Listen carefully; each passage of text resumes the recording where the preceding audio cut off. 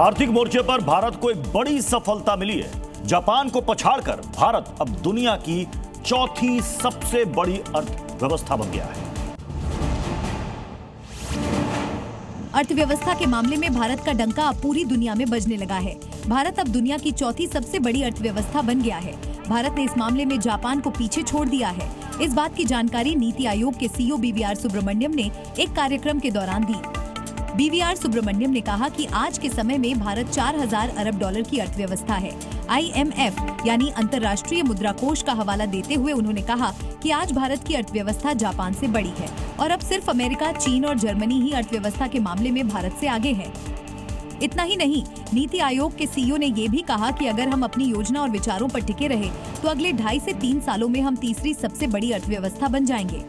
बताया गया कि भारत की ये उपलब्धि मजबूत घरेलू मांग, अनुकूल जनसांख्यिकीय रुझानों और नीतिगत सुधारों के कारण है, जबकि जापान की अर्थव्यवस्था को ग्लोबल ट्रेड टेंशन और पॉलिसी चेंज के कारण नुकसान हुआ है।